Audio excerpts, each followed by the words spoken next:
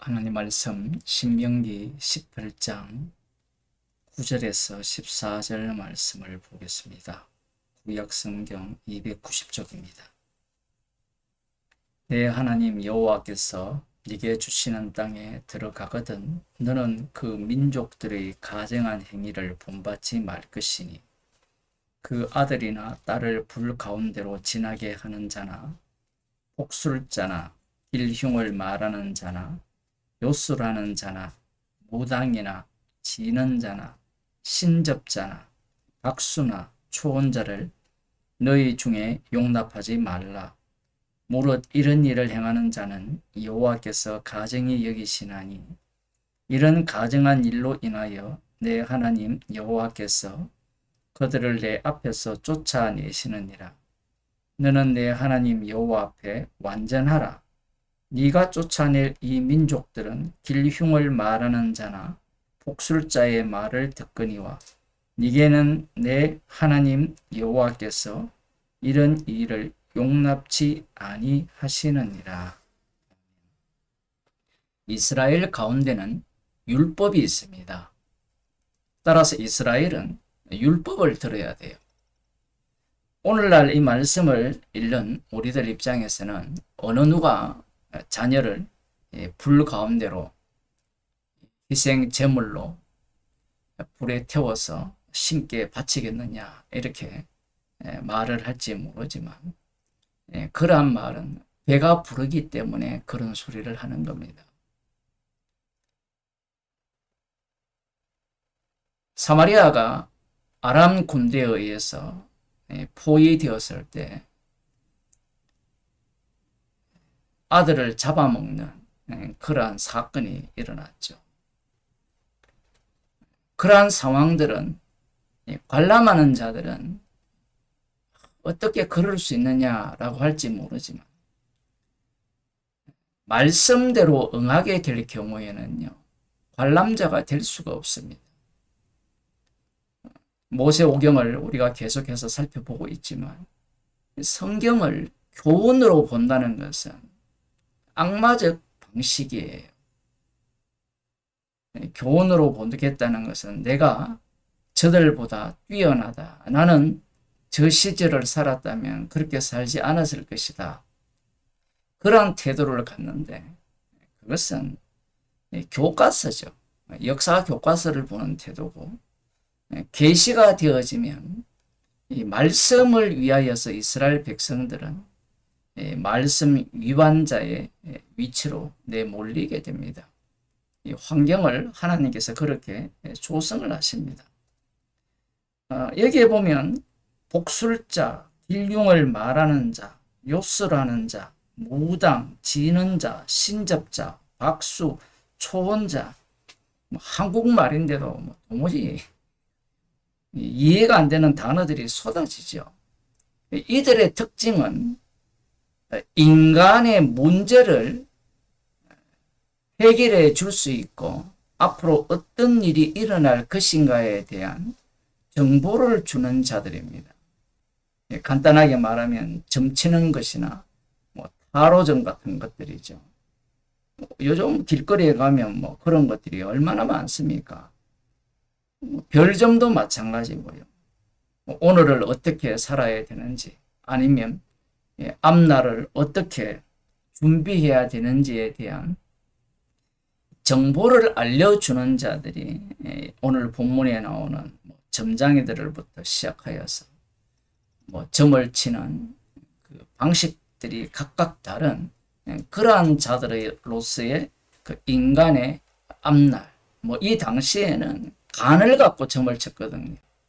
동물의 간을 빼서 그것을 떨어뜨렸을 때 그 간이 어느 방향으로 향하느냐 성경에 나옵니다. 그것을 보고 실제로 군사를 이동하는 그러한 모습을 말씀에도 기록되어 있습니다. 이들은 이전 레위기에서도 여호와 하나님께서 이미 말씀을 하셨거든요. 레위기에서 말씀하실 때는 출애굽 세대들입니다. 지금 여기에서 이 말씀을 듣는 자들은 약속의 땅에 들어갈 세대들이죠. 항상 그래요.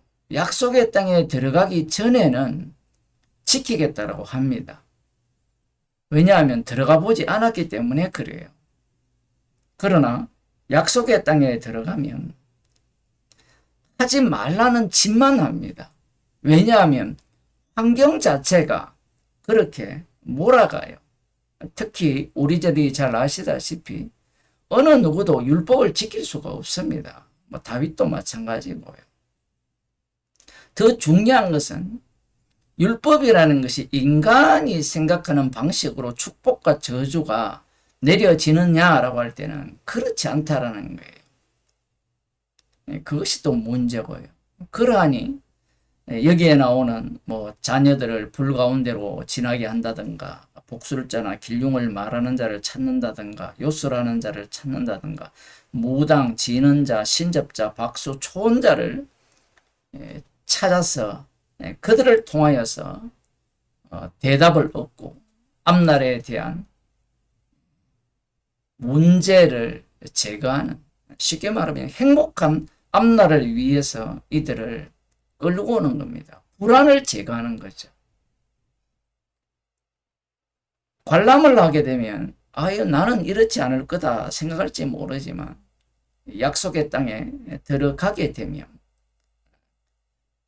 이러한 자들을 죽이기는커녕 오히려 이러한 자들이 없으면 안 되는 상황 속으로 이스라엘이 내몰리고 살아가게 된다라는 겁니다. 열왕기하 21장 1절을 한번 보겠습니다. 남유다가 거의 멸망할 시점인데요. 여기에 보면 이 므낫셋 왕이 나오거든요. 므낫세 왕은 히스기야 왕의 아들입니다. 히스기야를 대신하여서 그 아들 므낫세가 왕이 되는데, 히스기야 하면 우리들의 기억으로는 대단한 사람 아닙니까? 아수르 군대를 기도로 무찌르고 자기의 생명을 해를 멈추게 하여서 생명을 연장하는 그러한 어떤 하나님의 기적, 이사야 선지자의 그러한 어떤 역할들을 통하여서 도움을 받았던 왕이죠. 그러면 그 다음 아들이 뭔가 하나님 말씀에 잘 순종할 것 같은데요. 그렇지 않습니다. 2절에 보면 므낫세가 여호와 보시기에 악을 행하여 여호와께서 이스라엘 자손 앞에서 쫓아내신 이방 사람의 가증한 일을 본받아 그 부친 히스기야의 헐어버린 산당을 다시 세우며 이스라엘 왕 아합의 소유를 본받아 바알을 위하여 단을 쌓으며 아세라 목상을 만들며 하늘의 일월 성신을 숭배하여 섬기며 여호와께서 전에 이르시기를 내가 내 이름을 예루살렘에 두리라 하신 여호와의 전의 단들을 쌓고, 또 여호와의 전 두 마당에 하늘의 일월 성신을 위하여 단들을 쌓고, 또 그 아들을 불 가운데로 지나게 하며 점치며 사수를 행하며 신접한 자와 박수를 신임하여 여호와 보시기에 악을 많이 행하여 그 진노를 격발하였으며, 또 자기가 만든 아로색인 아세라 목상을 성전에 세웠더라. 지금 이 므낫셋 왕이 왜 이렇게 일월 성신도 섬기고 아세라상을 성전에 세우고 신접한 자와 박수를 신임하느냐, 사수를 행하고 점치는 자를 신임하느냐라고 하면요, 우리가 학업할 때 누구를 찾습니까? 사람들이 왜 사주팔자를 봅니까? 왜 타로 점을 봅니까? 사람들은 이렇게 말하죠. 심심하니까 그냥 장난으로 본다. 인간은요, 장난으로 보는 사람이 없어요. 그 밑바탕에는요, 다급함이 깔려 있어요. 다급함이 깔려 있다는 것을 어떻게 알 수 있느냐라고 하면, 그 점을 친 사람들이 점쟁이의 말을 들은 이후의 태도를 보면 알 수 있습니다. 그 태도를 보면 그 점쟁이에게 매이죠, 그 말에. 그래서 준비도 하고 조심도 하고 별별 짓을 다 하죠. 심지어는 이 엄마들이 이런 이야기를 많이 하죠. 꿈자리가 뒤숭숭하다. 오늘 조심해라. 그런 간증도 많잖아요. 그게 무엇과 관련되어 있냐 하면 율법과 관련되어 있는 것이 아니라 나의 행복과 관련되어 있다는 사실입니다. 이스라엘은 철저하게 이 언약 백성으로서 율법에 따라서 살아야 될 자들입니다. 그러면 므낫세 왕이 왜 이렇게 자녀들을 이 불로 지나게 하여서 신께 바치고 이를 성신을 위하여 단을 쌓고 했느냐라고 하면 답답하기 때문에 그래. 답답하기 때문에. 그런데 답답하면 우상을 섬기느냐? 아니에요. 솔로몬 왕을 보면요. 잘 나가도 우상을 섬겨요. 더 잘 나가야 되기 때문에. 왕의 자리를 더 강력한 자리로 유지하기 위해서 더 큰 군사력을 만들기 위해서 우상 숭배를 하죠. 율법이라는 것은요. 지키라고 준 게 아니에요. 죄를 더하게 함인데 특이한 것은 오늘 본문을 보면요. 이 하나님께서 쫓아낸 자들보다 더 심하게 우상을 섬기는 거예요. 9절에 보면 이 백성이 듣지 아니하였고 열왕기하 21장 9절 므낫세의 꾀임을 받고 악을 행한 것이 여호와께서 이스라엘 자손 앞에서 멸하신 열방보다 더욱 심하였더라. 희한하죠. 율법을 받았고 언약 백성인데 오히려 멸망당한 이 가나안 족속들보다 더 심하게 점쟁이를 찾고 신접한 자를 찾고 박수를 찾고 자녀들을 불 가운데로 제물로 드렸다라는 것. 하나님과 한번 붙어보겠다라는 거예요. 이것이 율법의 기능입니다. 우리는 이스라엘이 이 가나안 땅을 점령했기 때문에 그들과 다른 모습으로 살아갈 것이라 예상할지 모르지만 그 가나안 땅이 그러한 땅이 아니에요. 결국 이 일로 인해서 이스라엘은 바벨론에 의해서 멸망을 당하고 이후에는 포로에서 돌아오게 되는 겁니다. 마태복음 6장을 한번 보겠습니다. 이 내용을 깔고 있지 않으면 마태복음이 이해가 안 돼요. 사람들은 구약은 어려우니까 그냥 건너뛰고 신약만 읽으면 구원받지 않느냐라고 생각할지 모르지만 그런 식으로 신약을 읽어버리면 우상숭배가 됩니다. 오늘날 교회가 우상숭배의 전당이거든요. 미리 결론부터 말씀드리면 예수님이 무당이에요. 오늘 본문에 나오는 인접자, 점치는 자, 초혼자, 예수님이 그런 역할을 해달라고 기도하잖아요. 마태복음 6장 31절에 보면 그러므로 염려하여 이르기를 무엇을 먹을까 무엇을 마실까 무엇을 입을까 하지 말라. 이는 다 이방인들이 구하는 것이라. 이렇게 말씀하죠. 우리가 이 본문을 읽을 때 무엇을 구하느냐에 관심을 갖게 되는데 이것을 뒤집어 보면 이방인들은 누구에게 구합니까? 우상에게 구하죠. 우상에게 구할 때 여기에 보면 무엇을 먹을까 마실까 입을까라는 것은 인간에게 있어서 없어서는 안 될 필수 요소입니다.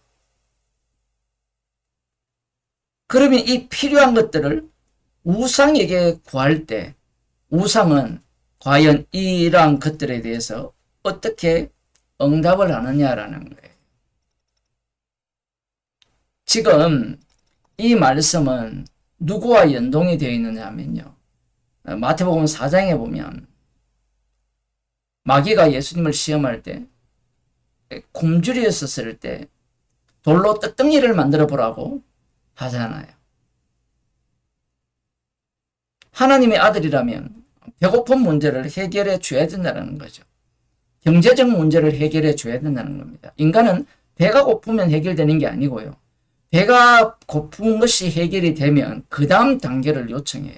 근데 그 다음 단계를 요청하는 것도 그 사람에게는 필수적인 겁니다. 오늘날로 말하면 자동차 아니면 내가 살 집들 이런 것들이 입을까 먹을까 마실까에 해당되는 내용이에요. 그러니까 우상들에게 이것들을 구한다는 겁니다. 이것이 이방인들이 구하는 거예요.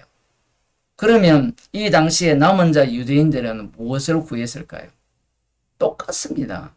무엇을 구했느냐 하면 메시아가 오신다면 먹는 문제 해결해주고 이 질병 문제 해결해주고 그리고 이 우리가 꿈꾸는 그 다윗의 후손으로 오실 하나님 나라 자신들이 권세를 행사할 수 있는 세상 권세와 영광을 손아귀에 쥐고 행사할 수 있는 그 나라를 기다리고 있는 거예요.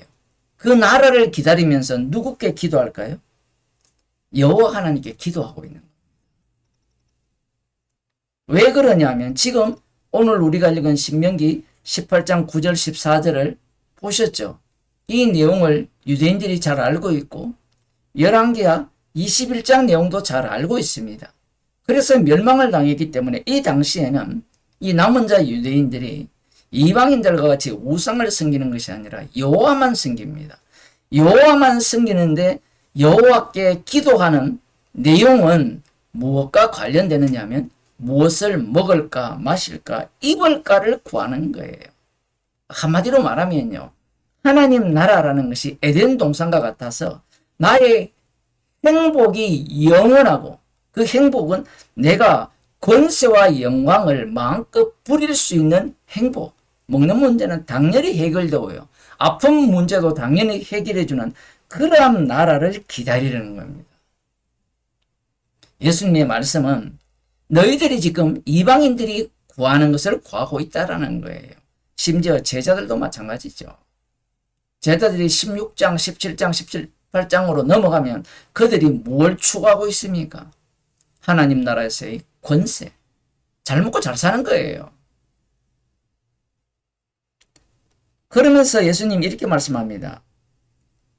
이방인들이 구하는 것이라 너희 천부께서 이 모든 것이 너희에게 있어야 할 줄을 아시느니라.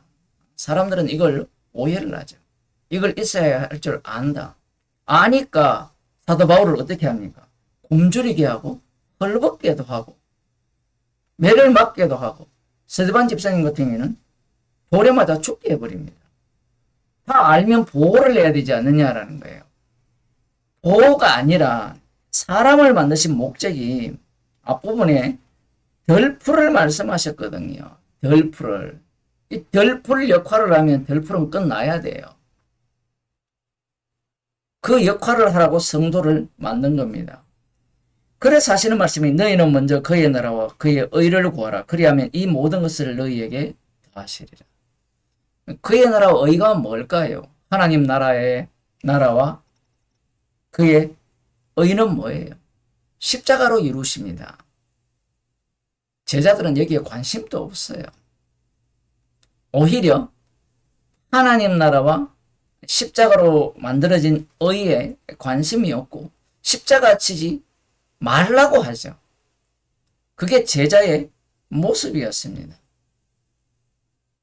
예수님의 이 말씀은 예수님 자신이 십자가로 다 이루실 말씀이에요. 이렇게 되면 성도는 어떻게 사느냐 하면요. 그의 나라와 의를 위해 사는 자가 돼요. 그것을 위해서 먹는 문제, 입는 문제, 마시는 문제를 조달해 주는 거예요. 사도 바울을 보면 십자가에서 다 이루신 만드신 하나님 나라와 그 십자가에서 나오는 의를 증거하기 위한 증인으로서 인생을 살아가게 됩니다. 그 인생은 어떤 인생이냐? 이방인들의 특징은 유대인들도 이방인인데 그들의 특징은 누구를 위해 사느냐 하면요. 하나님 또 나를 위해 있어야 돼요. 그런데 사도 바울은 십자가이신 예수님을 위해서 사는 인생이 되었습니다. 여기에서 이제 무엇이 차이가 나느냐 하면 예수님께서 내 이름으로 무엇이든지 구하라 하잖아요. 무엇인지 구하면 무엇이든지 들어주신다라고 약속을 하셨잖아요. 그 내용이 지금 이 말씀 속에 담겨 있는 겁니다. 그런데 오늘날 목사나 교인들은 예수님의 이름으로 뭘 구합니까? 먹을 거 구하고 입을 거 구하고 사업 잘 되는 거 구하고 건강한 걸 구하고 나중에는 천국까지 넣어달라 그러고 심지어는 죽은 자도 천국에 넣어달라고 그렇게 요구를 하잖아요. 그런데 앞서 나온 열왕기하 21장에 나왔던 아니면 신명기 18장 9절에서 14절에 나온 심접자, 초혼자,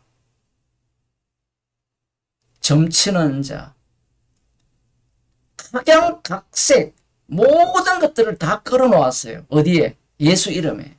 예수님이 무당이에요. 오늘날 교회는. 그래서 교회에서 십자가는 제거해버립니다. 왜 십자가 피를 제거하느냐 하면 구원받는 데는 이용 가치가 있지만요. 그 다음에는 쓸모가 없어요. 그리고 십자가를 이야기하게 되면 인간이 부정이 됩니다. 모든 것이 악이 되죠. 이 말씀에 의하면 너희는 먼저 그의 나라와 그의 의를 구하라고 하셨잖아요. 그러면 성령이 임한 자는 무엇을 구하겠어요? 십자가에서 다 이루신 천국을 자랑할 거 아닙니까? 율법 외에 한 의를 구하라고 하거든요. 그 의를 자랑하는 자로서 살아가는 인생이 성도인데 오늘날 교회는 예수 이름 자체를 초혼자로 바꿨어요.